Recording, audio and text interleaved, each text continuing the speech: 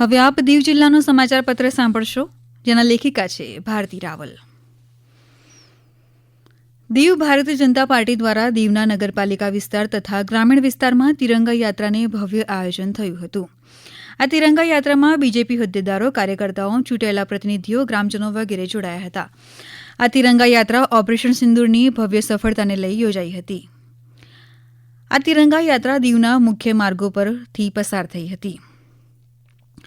Diu forest વિભાગ દ્વારા પર્યાવરણ દિવસના ઉપલક્ષ્યમાં સફાઈ અભિયાન હાથ ધરાયું હતું. દીવના નાગવા બીચ ખાતે યોજાયું હતું. કેન્દ્ર સરકારના આદેશ અનુસાર ફોરેસ્ટ વિભાગ દ્વારા બીચની સફાઈ કરી ગ્રામજનો તથા પર્યટકોને કચરો નહીં કરવા તથા સ્વચ્છતા જાળવવા સંદેશ અપાયો. તેઓએ જણાવ્યું કે કચરો ગમે ત્યાં નહીં નાખવો, કચરો કચરાપેટીમાં નાખવો, પ્લાસ્ટિકનો વપરાશ ટાળવો વગેરે જણાવ્યું હતું. ભારતની આઝાદી બાદ દમણ, દીવ, ગોવાને 1961માં આઝાદી મળી હતી. 1961 પહેલા દમણ, દીવ, ગોવા પર પોર્ટુગલનું શાસન હતું, જેથી દીવના અનેક લોકો પોર્ટુગલ રાષ્ટ્રીયતા ધરાવે છે અને લંડનમાં વસવાટ પણ કરે છે. તેઓ મૂળ દીવના હોવાથી દીવ અવરજવર કરતા હોય છે. હાલમાં જે અમદાવાદ લંડન પ્લેન ક્રેશની દર્દનાક ઘટના બની હતી, તેમાં 242 લોકો ભોગ બન્યા હતા.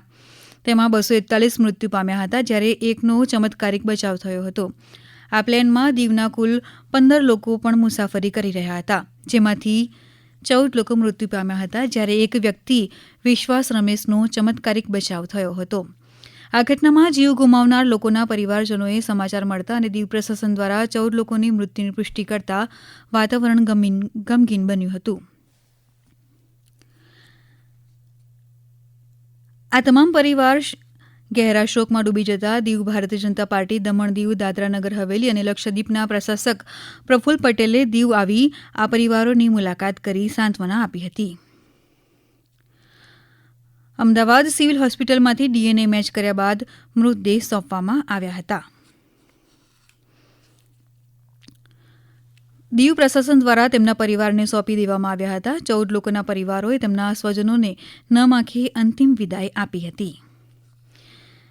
દીવ પોલીસ વિભાગ દ્વારા ટ્રાફિક નિયમને લઈને જનજાગૃતતા કાર્યક્રમો આયોજિત કરવામાં આવ્યા હતા. દીવ ખાતે અકસ્માતોના બનાવોમાં વધારો થતાં ટ્રાફિક નિયમ સમજાવવા માટે જનજાગૃતિ કાર્યક્રમો કરવાની ફરજ પડી હતી.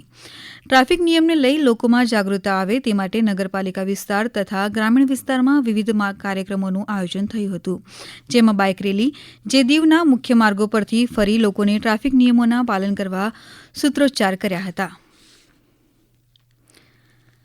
તે જ રીતે શાળાના વિદ્યાર્થીઓ, એનસીસી કેડેટ્સ, પોલીસકર્મીઓ વગેરે દ્વારા રેલી કાઢી હાથમાં ટ્રાફિક નિયમના સાઇનબોર્ડ લઈ તથા સૂત્રોચ્ચાર સાથે લોકોને ટ્રાફિક નિયમોનું પાલન કરી જીવ બચાવવા સંદેશ આપવામાં આવ્યો હતો.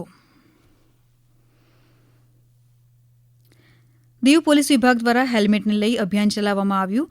દીવ શહેરમાં મુખ્ય ટ્રાફિક પોઈન્ટ પર દીવ પોલીસે હેલ્મેટ નહીં પહેરનારને 1000 રૂપિયા દંડ ફટકારવામાં આવ્યું અને હેલ્મેટ આપવામાં આવ્યું હતું.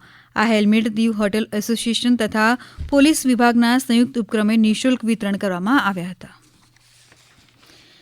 દીવ ખાતે વિશ્વ મહાસાગર દિવસની નિમિત્તે વણાકબારા ગોમતી માતા બીચની સફાઈ હાથ ધરવામાં આવી હતી. દીવની 6 ગ્રામ પંચાયતો દ્વારા સફાઈ અભિયાન થયું હતું. હમણાં જ આપે દીવ જિલ્લાનો સમાચાર પત્ર સાંભળ્યો, જેના લેખિકા હતા ભારતી રાવલ. આ પ્રસારણ આકાશવાણીના અમદાવાદ, વડોદરા કેન્દ્ર પરથી કરવામાં આવ્યું.